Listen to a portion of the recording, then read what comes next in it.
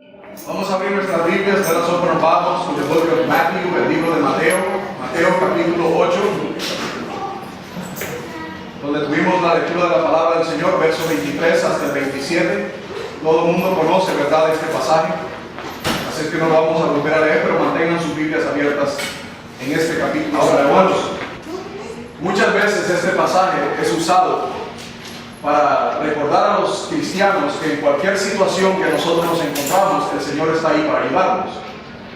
Y yo sé que ese pasaje se puede aplicar de esa manera, pero si nosotros miramos el contexto de lo que el Señor Jesucristo está diciendo aquí, el Señor Jesucristo lo que está enseñando es acerca de la fe, que debemos tener fe en Él, que tenemos que creer en Él y esperar en Él, no importa la circunstancia o la situación en que nosotros nos encontremos. Muchas veces decimos, bueno, el Señor nos ayuda en las tormentas de la vida y Él puede calmar esas tormentas. Eso es cierto. Pero si miramos todo lo que este capítulo y el 7 nos enseña, está enseñando acerca de la fe, que creamos en el Señor Jesucristo, que lo sigamos y que esperemos en Él, ¿verdad? Porque en esta vida nosotros vamos a tener conflictos y vamos a tener situaciones que no son agradables. Pero recordemos que tenemos a alguien que ha dicho que Él nos va a socorrer y nos va a proveer lo que necesitamos y va a estar ahí para nosotros.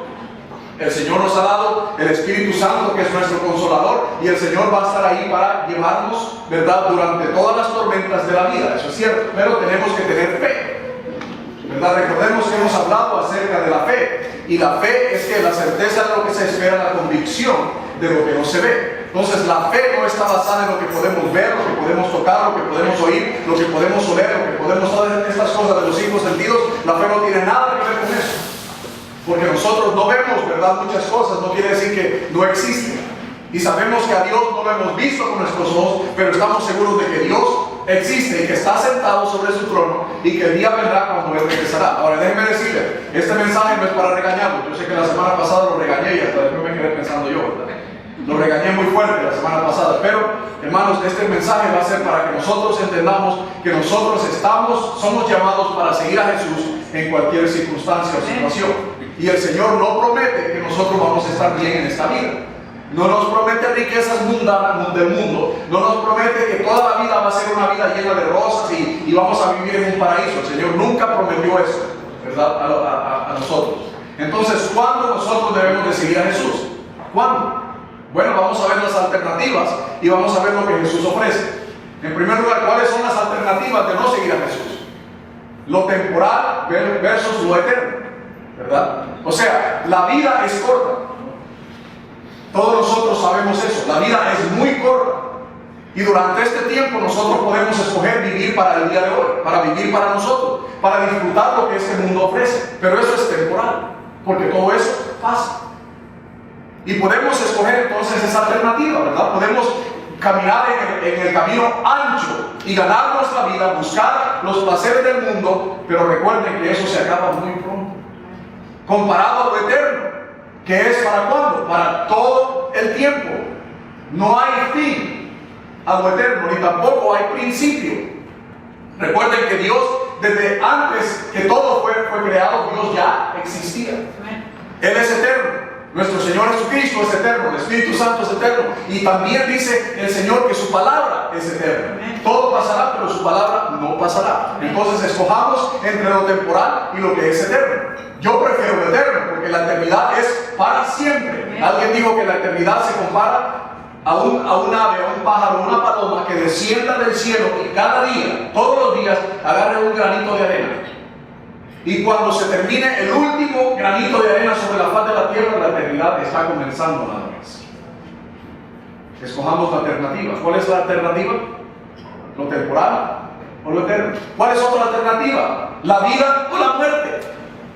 Y recuerden, hermanos, que no estamos hablando de la muerte física, sino de la muerte separada, que es una separación de Dios. ¿Usted prefiere vivir? Todos queremos vivir, ¿no es cierto? Y todos queremos vivir como bien, pero la vida de este mundo nunca la vamos a lograr vivir esa vida completa, llena de paz, llena de todo lo que queremos, nunca, ¿verdad? Vamos a poder lograr eso mientras estamos en este cuerpo. ¿Qué prefiere usted, vivir o morir? Yo prefiero vivir. Y dice la Biblia que el que cree en Jesucristo ha pasado de muerte a vida. Entonces, ninguna condenación hay para los que están en Cristo Jesús.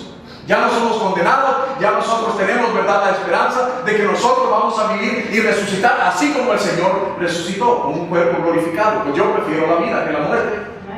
Aunque en este cuerpo tenemos que morir, pero ¿saben qué? La muerte no es, hermanos, una derrota para el que cree en Jesucristo, sino una victoria. Como dijo Pablo, para mí el vivir es Cristo y el morir es ¿qué? Ganancia. Porque yo sé dónde voy. Yo no tengo que tener temor de estar en una cama esperando la muerte, porque yo sé que el Señor va a recibir mi espíritu. Así como hizo, ¿verdad? Miramos en la palabra del Señor, ¿verdad? Felipe, cuando fue apedreado. Hermanos, escojamos entonces cuál es la alternativa. La otra alternativa es, hermanos, el cielo o el infierno. Yo sé que, hermanos, hay muchas personas que tienen un concepto errado de lo que es el infierno. Creen que el infierno es una continuación de la fiesta de este mundo. Y están muy equivocados, hermanos, porque la Biblia muy claramente enseña que el infierno es un lugar donde la persona va a ser atormentada por toda la eternidad. Atormentada. No van a estar ahí, ¿verdad?, en un baile con el diablo, ¿verdad? Eso no va a pasar. No van a estar ahí en un baile con los otros demonios. No van a estar ahí con los amigos, ¿verdad?, disfrutando la vida y teniendo reinos. Porque el diablo, dice la Biblia, es un mentiroso. Nada de eso lo puede cumplir. Porque el Señor dice que el diablo ya está reservado para ir al infierno y ahí estará con todos sus ángeles y ahí estarán todos aquellos que rechazan la gracia de Dios y serán atormentados, y dice que el gusano de ellos nunca morirá. Tenemos un ejemplo en la Biblia, ¿verdad?, del rico y Lázaro. Recuerden lo que el rico dijo, ¿verdad? Estoy aquí en este lugar, siendo atormentado y tengo sed y no hay nadie que me dé agua. Y entonces le dijo a Abraham, manda a Lázaro que moje su dedo y ponga una gota de agua en mi lengua porque tengo sed. Y el Señor le dijo que, o Abraham le dijo que no se puede, porque entre ese lugar y este hay un gran abismo, y el que está aquí no puede ir allá, y el que está allá no puede venir acá. Entonces, hermanos, tenemos el ejemplo de lo que es el infierno. Escojamos entonces cuál es la alternativa: el infierno o el cielo. Pues yo prefiero el cielo, porque usted ha leído, hermanos, lo que la Biblia dice acerca del cielo. Es un lugar donde las calles son de oro, los muros son de piedras preciosas, todo lo que el hombre desea y todo por lo que el hombre muere, ahí será de adorno. Y nadie va a estar peleando por esas cosas, ¿verdad? Es un lugar donde dice, el fruto de la vida dará su fruto siempre y nunca dejará de darlo, y ahí es donde ninguno de nosotros, hermanos, nunca más vamos a sufrir. Ahí no va a haber muerte, ahí no va a haber nadie imperfecto. Ahí todos van a ser perfectos. Los que nacieron con defectos, ahí van a estar bien. Los que nacieron, ¿verdad?, retardados, ahí van a estar en sus 5 sentidos. El que pierde un brazo, ahí va a estar con sus 2 brazos. Ahí no va a haber imperfección ninguna como la hay en este mundo. Ahí todos seremos, hermanos, estaremos en la presencia de Dios, y dice que es un paraíso maravilloso, que no se compara a nada de lo que este mundo, ¿verdad?, nos enseña. Ustedes han ido a las montañas, miran los ríos, miran todas esas cosas bellas, hermanos. En ese lugar es mucho más bello, porque nunca, hermanos, los árboles dejarán de dar su fruto, y nunca, no va a haber sequía, no va a haber nada de esas cosas que miramos en el mundo. No van a haber tormentas, no vamos a tener que escondernos porque viene un tornado, ¿verdad? Nada de esas cosas. Dice la Biblia que ahí no habrá ni sol ni luna, porque el Señor nos iluminará, y ahí estaremos con Él, hermanos. Y el Señor nos hablará, y ahí nunca vamos a tener sed ni hambre de nada, porque el Señor va a satisfacerlo todo. Hermanos, esa es la otra alternativa. Usted escoja cuál de las dos quiere, ¿verdad? Yo prefiero estar allá, porque ahí estaremos, dice, para siempre glorificando a Dios. Ahora, ¿qué es lo que Jesús ofrece? Esas son las alternativas, miramos 3, ¿verdad? La vida, la muerte, lo temporal, lo que es temporal, lo eterno, y el infierno, el cielo. Ahora, ¿qué es lo que Jesús ofrece? ¿Qué es lo que ofrece para usted y para mí? Hay personas que dicen, no, la religión es, en verdad, y vamos a gozar de la... Pero ¿saben qué, hermanos? Que lo que Jesús ofrece es algo que ninguno de nosotros vamos a poder lograr, y podemos lograr con dinero, con lo que sea.